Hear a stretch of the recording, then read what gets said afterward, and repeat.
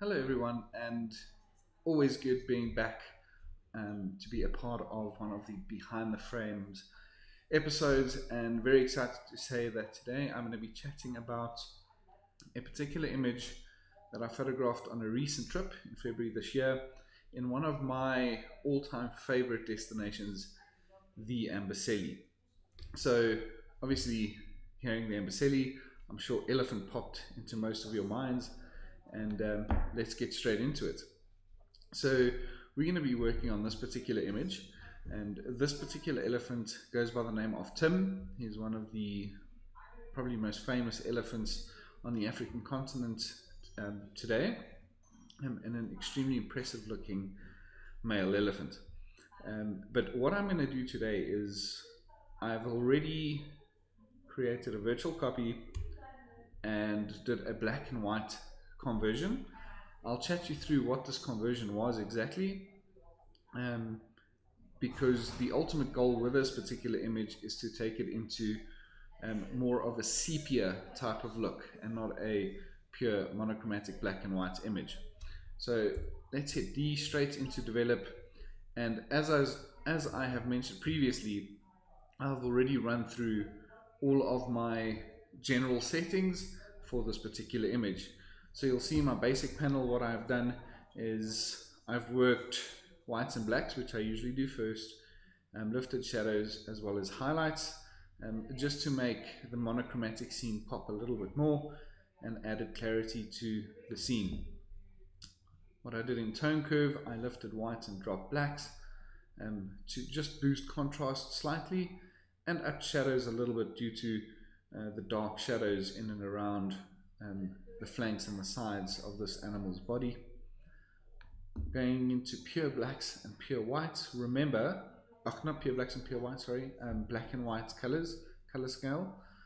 Remember, in this particular color scale, even though your image is black and white currently, there are still individual colors within this scene. So if you take this little button on the left here, come across, you'll see that cursor has now changed, and you will see down at the blue scale, you'll see that if I scroll up or down with two fingers, this is changing that scene, yes? If I come down to the sand, which I'm going to hit V to take it back to color quickly, you'll see that the sand is an orangey color. I'm going to hit V to take it back to my black and white.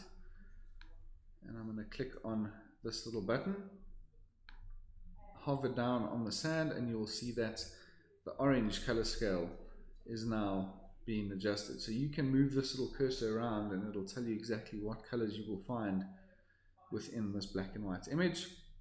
So I just did some effects to the sky, darkened it up a little bit, popped and lifted the oranges and the yellows, which is also on the elephant, just to make him pop out of the darker background slightly.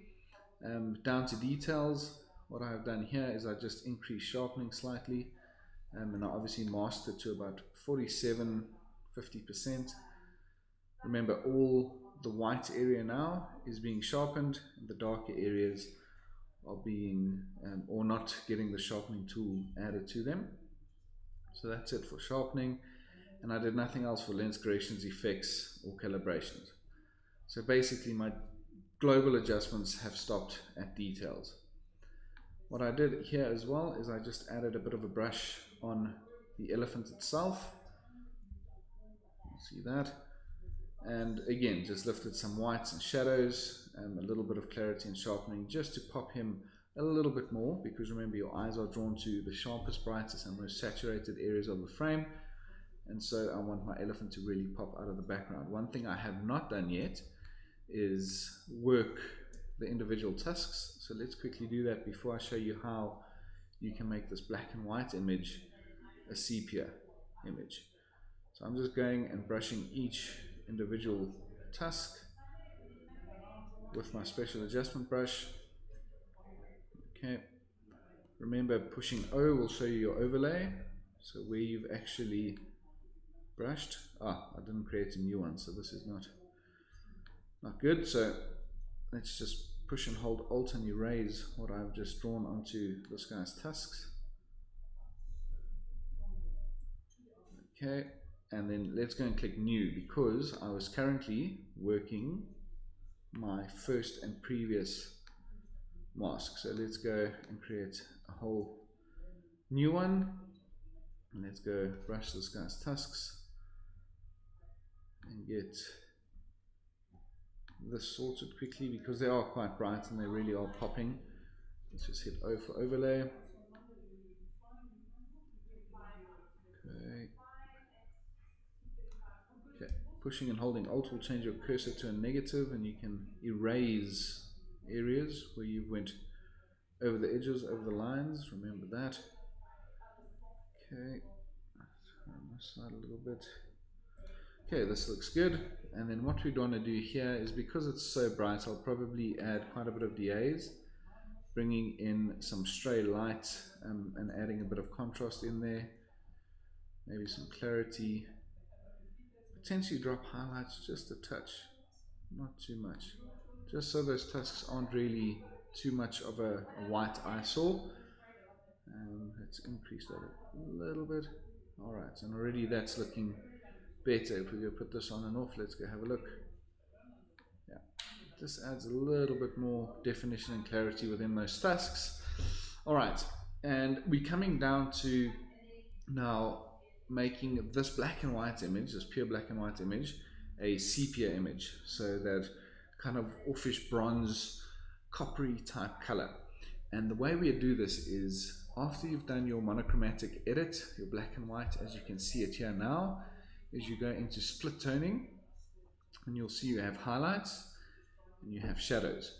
So firstly, what you'll have to do is you'd have to set your hue, and this is for sepia usually around 40. So you can see what a struggle this is, me trying to find 40. There we go, finally got it. So you can either try and find 40, you can sit on 38, 39, 42. You'll pretty much get the same thing, but if you want to be 100% accurate, just tap and click on the 0 and type in 40, and you'll see that that little button immediately jumps to the 40% on the hue. But you'll see that currently it's still sitting as pretty much a pure monochromatic black and white image. After setting your hue, you have to now go and choose your saturation. So how much of this particular color do you want to add? Do you want to keep it at 0 or take it to 100? Obviously 100 does not look too good, and remember, less is more. So on the highlight side of things, I'd probably keep it quite a bit lower, just so it's subtle, because to me, in looking at it with an eye, there's quite a bit more highlight than there is shadow or darkness in the scene right now. So I'm only affecting my saturation by 20% within the highlights range, and you'll see when I take the shadowed saturation up, only the shadows are being affected by the adjustment I am making.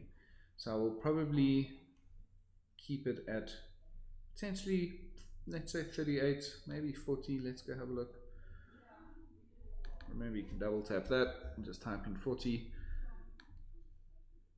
and this will be the edit. So now you can see it's clearly different from a pure monochromatic image. So this little button on the left hand side of each of these general global adjustment toolbars is a little on off switch. So let's go look at the monochrome image by clicking off, clicking it back on. We will get to see the sepia again. So you can see there is quite a clear difference in this image, and that's basically, if you've ever wondered and asked yourself, how do I get a sepia image, this is the way you do it. It's quite basic. Do a monochromatic edit, and then just go into split toning to increase the hue to 40, and then obviously the saturation part of things all comes down to what you would personally favor. If you want it a lot darker, a lot warmer, a lot more coppery, a lot more bronze, but to me, I like more of a subtle feel to a sepia image, so this to me is more than enough. And yeah, an incredible image from one incredible safari in the Amboseli. But as we always mention on this particular series, if you have any questions, regarding images you would like us to process or edit or work through, please do feel free to get in touch.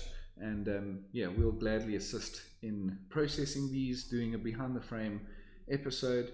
And yeah, we look forward to hearing from you. If you'd like to get in touch, my email is michael@wild-i.co.za. And yeah, look forward to hearing from you. Look forward to seeing you in future episodes. And as always, happy snapping, keep well, and cheers for now.